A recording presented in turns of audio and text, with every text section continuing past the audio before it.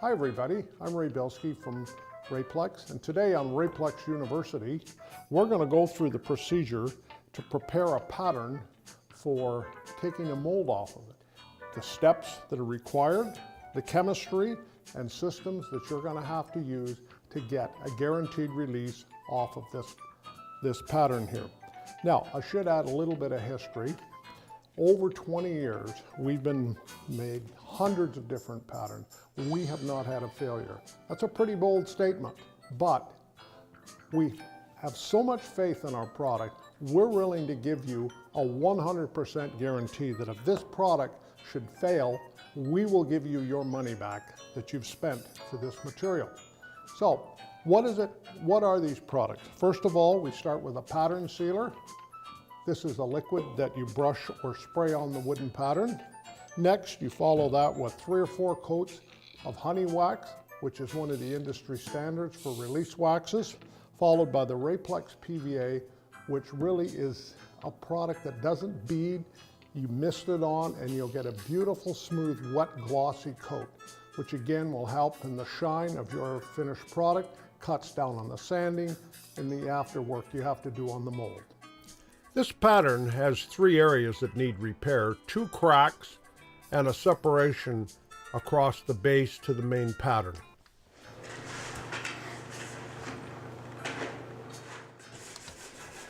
So first we're going to start by sanding the pattern down, removing all the old pattern sealer, wax, etc., and old gel coat that may have stuck to the pattern over the years of use.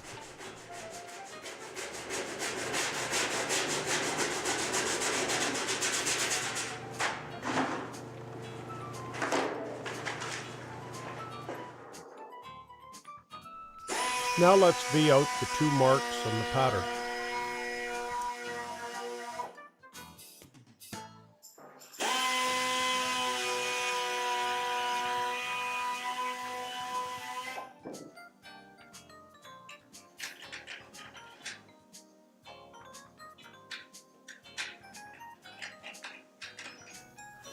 After adding catalyst to our body fill, we'll apply this to the gouges and nicks in the pattern.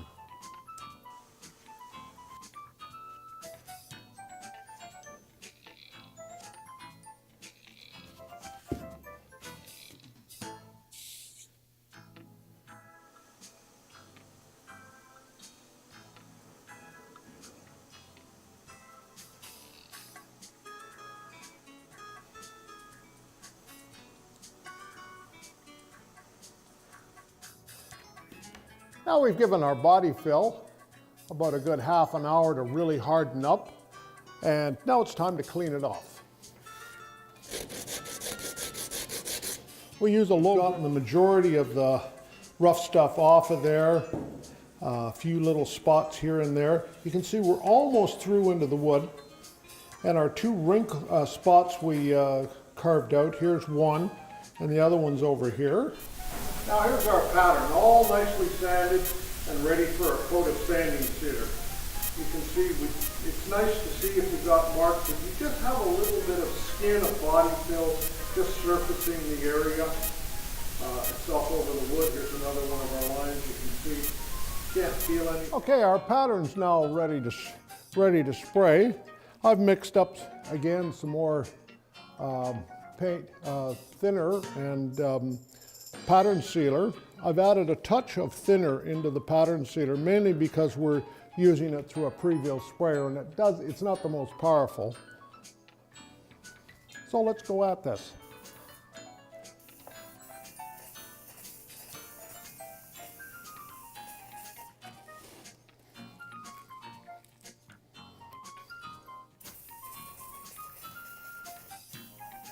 Just want to get a nice wet coat on.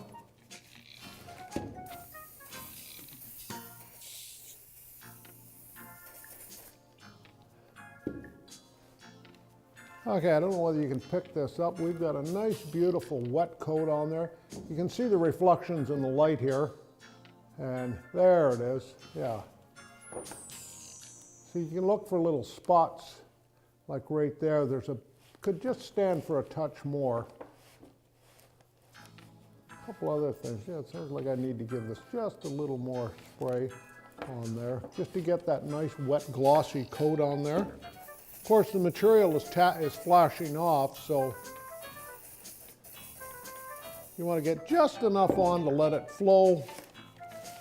Another few. There we are. We're going to let that sit for about 15 minutes and flash off, and we'll come back and do our second coat. Okay, we've given this about 15 minutes to flash off. You can see it's nicely flashed down. You can see some tiny little scratch marks in there, but they'll probably fill in with the second coat once we put it on. So,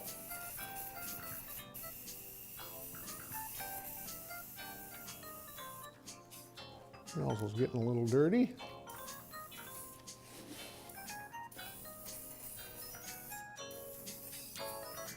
There we are. We'll just seal around the edges. And you can see this has got a nice wet look on it. Nice and clear. You can see we've got, there we go.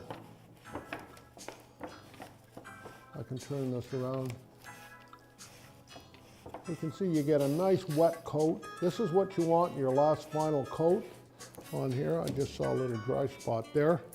Just touch it up some more.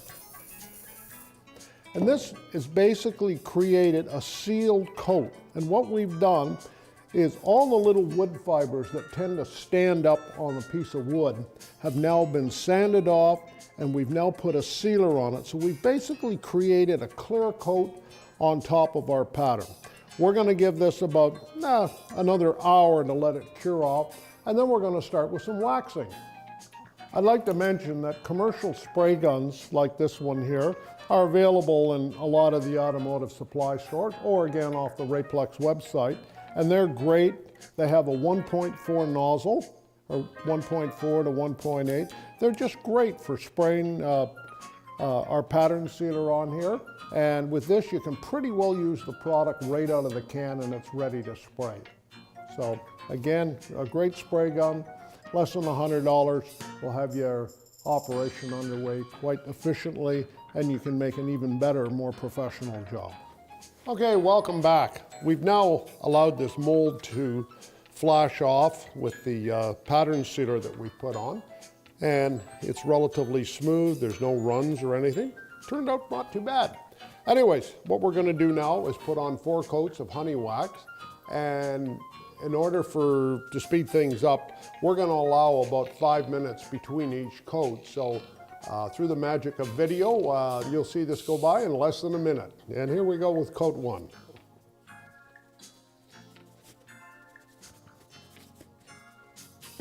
I'll take some wet right here and straighten it off. Okay, we'll have that back for a few minutes.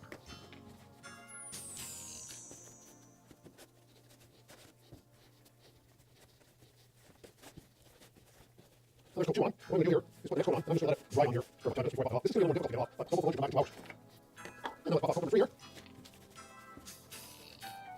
And do the same procedure again for coat number 4. We'll put some on. And we'll let that sit for about 5 minutes. Okay, finish up coat number 4 here. Important, a little lesson about rags. Always make sure that the rags you use for buffing or waxing have never come near compound, because dried compound can hide in a rag, and all it does is basically tear up your wax surface. So if you want to stick a mold, that's one way how to do it.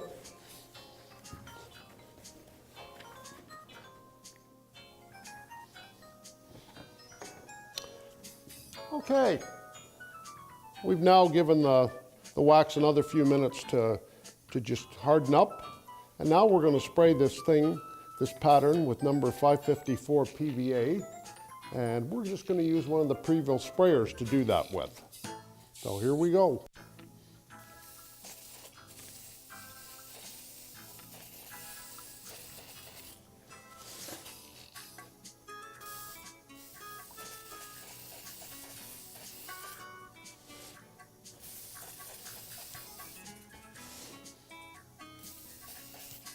The pre-built sprayers don't tend to give a pattern that nice misty look you'd get with a spray gun.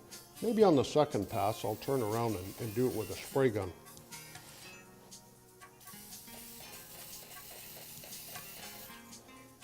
Okay, there we are. It's a little beady, but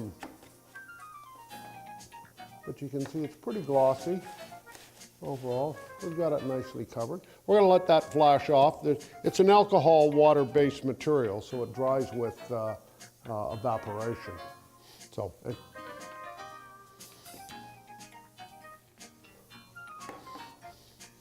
okay, it's time for coat number 2 on our pattern.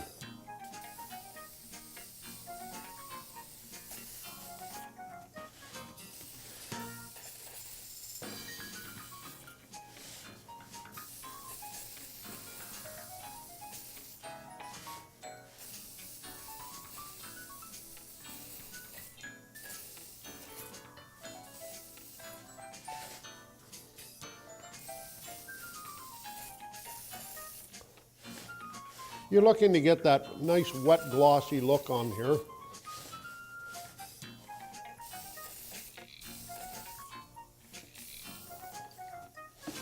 I've got it on maybe a touch heavy here, but nothing wrong with that. Okay, there we are. We'll let that dry off for a second, for a few minutes, and then it's time to get the gel coat on. Yeah. It's got that nice glossy look to it. You can see that all the way through.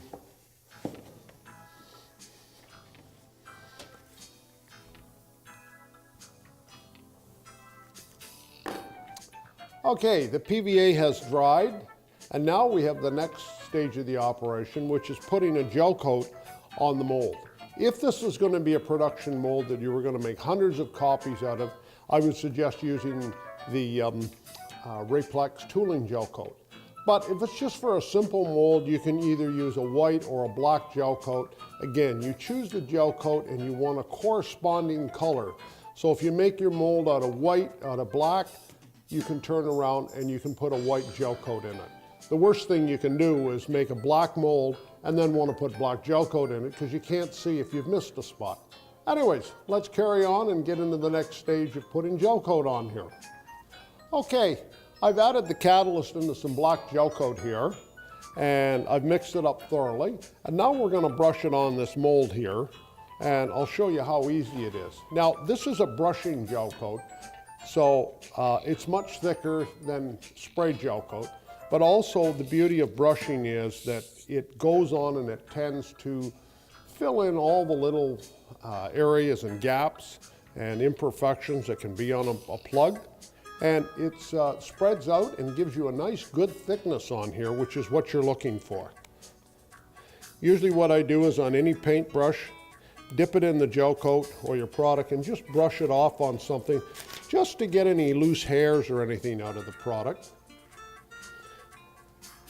I don't tend to paint it, I tend to goop it on. And gooping puts a nice thick coat on. You can see how thick it's going on here. Let me go right in the front here. It's running, and this is what you want. You want to get lots of gel coat on here. You're trying to get 20 or 30 mils on here. And also, this also prevents alligatoring.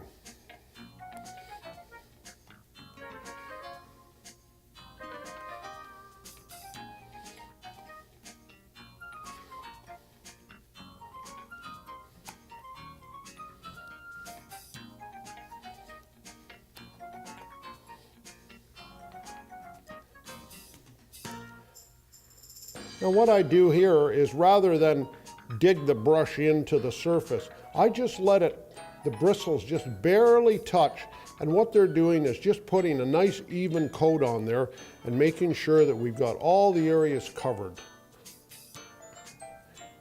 And you're just about getting this stuff on so thick that it just about runs. You really want to make your gel coat very thick for your plug because you're probably going to do a little sanding and you're going to wear into the surface a bit and take it away, so you want that extra bit of body there. Anyways, there we are, we're done. Take a look at this. Lovely job, we got it all done. You can see the coat. It doesn't look pretty, but it's very effective. And generally, you'll never get any runs with this. Oh. We've allowed this gel coat a couple hours to cure. An interesting test if you want to see whether your gel coat's cured is use your fingernail and try and dig it in. If you can cut through it with your fingernail, that means the gel coat's not ready to cure. It's not ready to laminate. So give it another hour or so. There's no sense rushing. Rushing just leads to disaster. That's a philosophy we've found in the industry. Okay, it's now time to laminate this mold. And what we're going to do is use the Rayplex number 201 resin. This is a great general purpose resin for making simple molds, which this mold classifies itself. If you were going to make a mold that was going to have hundreds of copies or was going to be exposed to a lot of high temperatures like 200 degrees, then I would recommend using our tooling resin. Okay, we've cut 3 layers of mat and we've pedaled it a little bit so that it's going to fit nicely over this.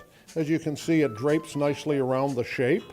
We've got our resin catalyzed and we've got our tools ready here. A good 2-inch paintbrush is fine. A bristle roller. This is the one I tend to prefer because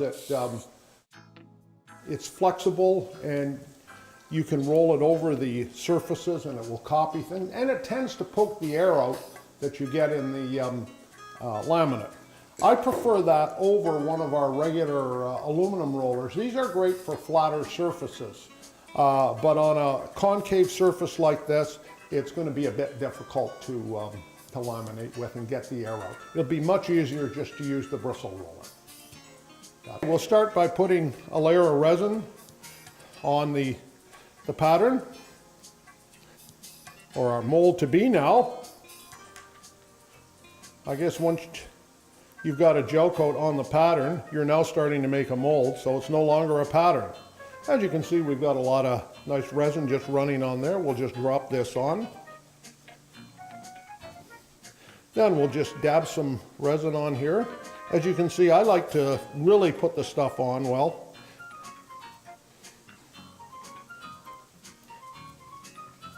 Now, one of the secrets in laminating is don't be in a hurry. We could stand here and roll this laminate for the next 5 minutes to try and get the air out of here. But what I'm going to do is shut off the camera and we're going to let this sit for a couple of minutes, and you'll see how easy, when you use time on your side, it will be to get all the air out of this. You can see some of the little white marks on here, but they'll all nicely come out. Okay, we're starting to roll this laminate. You can see how all the white spots are coming out and the laminate is just going perfectly clear now. This means you've got more than enough resin. Now, right now, I happen to have this laminate just swimming in resin, but I'm going to show you an interesting little trick. When you're laminating, you don't want to push resin down through it. You want to try and push resin up through it. So on our next layer is when we're going to see that this should work a whole lot easier for us. Anyways, there we are. There's layer number 1 done. We're going to put a total of 3 layers on here.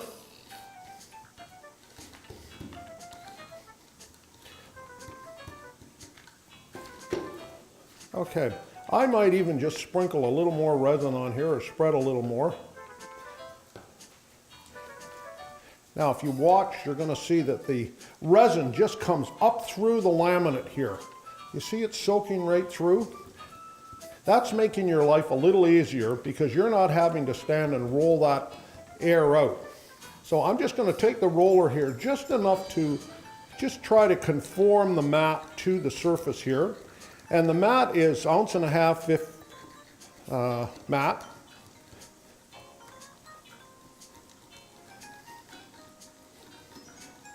Now you can see how easy the air is just starting to come right out of there. But again, I'm going to leave this for a minute or two. You can stand here and roll it for the next 5 minutes, or you can just let time do its little work. What we're actually doing here is there's a binder agent inside of this mat, and it's breaking down. And so what's happening is the fibers are sort of coming apart. You see this? That's breakdown. in the laminate, or not the laminate, but in the mat itself. So that's making it easy to laminate. You want that to happen. And time does it because they put that binder agent in mat.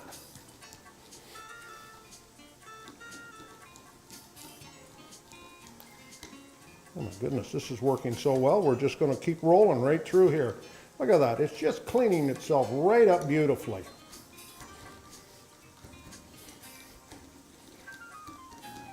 So you can see we haven't put any resin on this. All we've done is drawn the resin from the bottom or from the laminate below up through it. Your trick whenever you're laminating anything is to get rid of all the white spots and have about a 30% resin or glass content in your laminate. Now this is starting to get a little dry, so our third coat will be a little more difficult to draw the resin through. Again, look for your tiny, tiny air bubbles.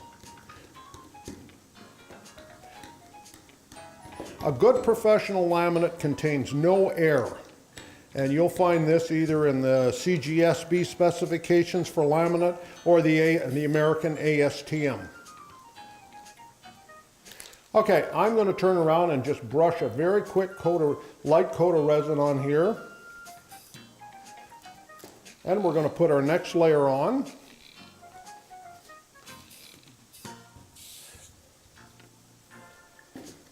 Again, you try to want to get the petals to sort of crisscross or not overlap in the same spots.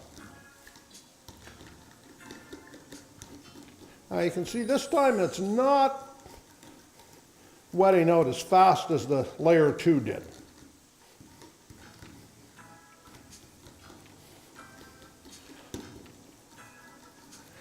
Okay, I'm going to leave this for a few minutes and just let it soak through.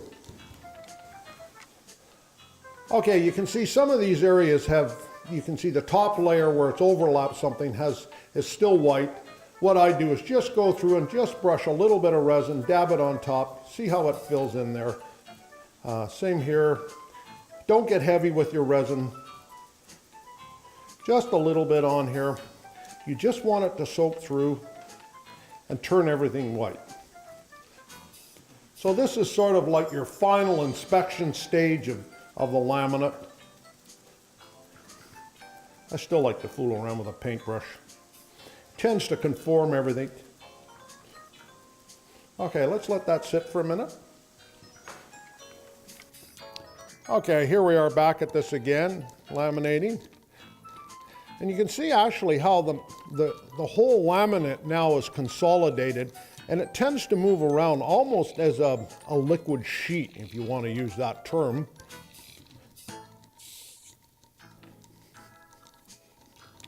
And you see how the resin gets that nice sort of wet look. That means you've got enough resin in this laminate. It's not dry. If you've got a lot of air bubbles in there that aren't coming out, chances are it means that you haven't put enough resin on this laminate. You sort of want to see the resin float to the surface, almost not quite run off there. What's going to happen here is as this cures and it waits for the resin to go through its curing process, the styrene is going to evaporate off of this. And if you were to weigh the resin or left resin open, you would discover that it loses about 20% of its weight due to evaporation. So that's why the stuff smells. The styrene basically is just evaporating off.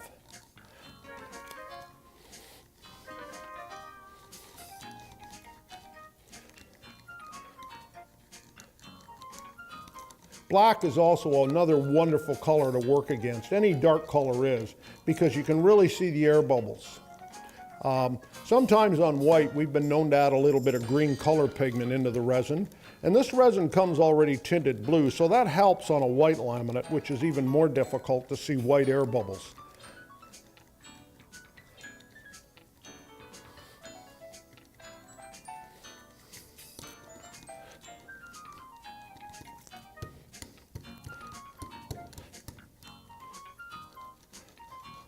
Okay, great. We're done now. So we're gonna just leave this alone for a half an hour to an hour. Oops, there's a little spot back there. Now, I'm going to tell you just about some afterthoughts. You want to cut it? Okay.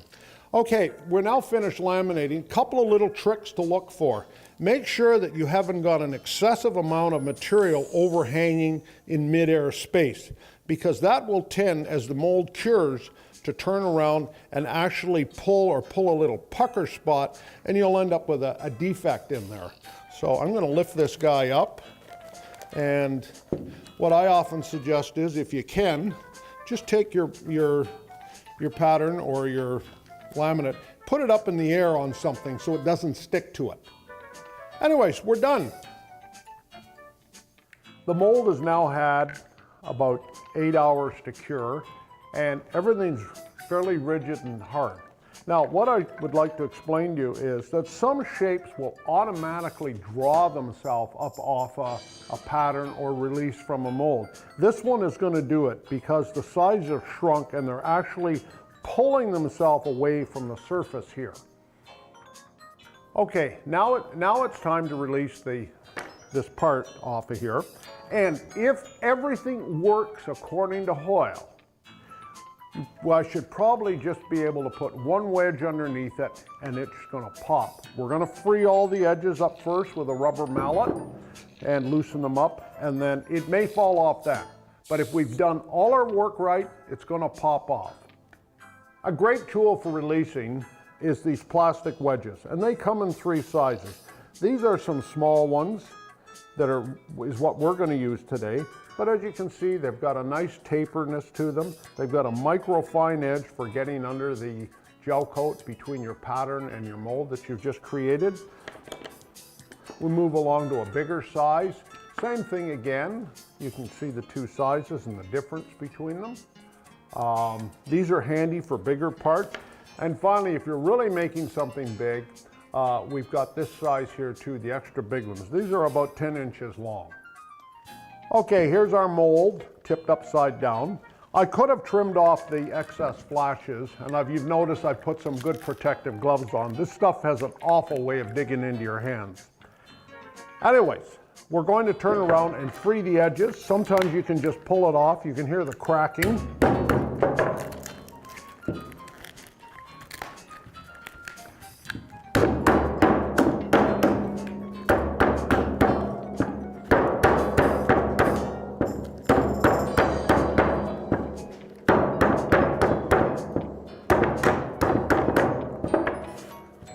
Okay, we're free.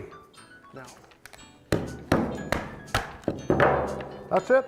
It's out. Now, one of the indicators when you get a good release is you want to look at where the PVA stuck. And you'll notice that this was an excellent release, that the PVA came off totally off the plug, which means you could use this again. All the PVA has stayed on the pattern itself.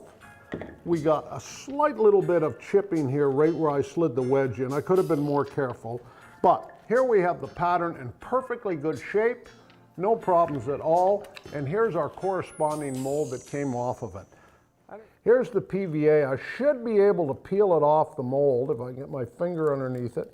See it coming off here? Good. This will water wash off when you're done. There's a nice big piece of it. Good.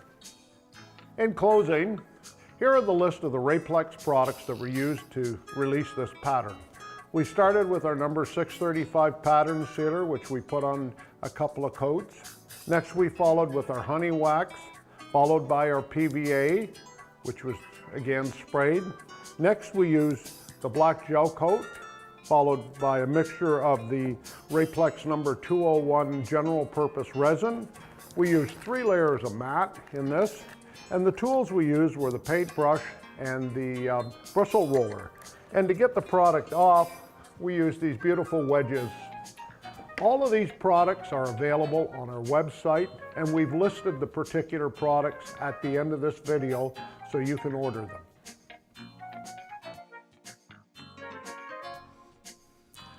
Hope you've enjoyed this video, so please subscribe. If you have any comments about this video or would like to suggest topics for future videos, drop us a line at www.fiberglass.com.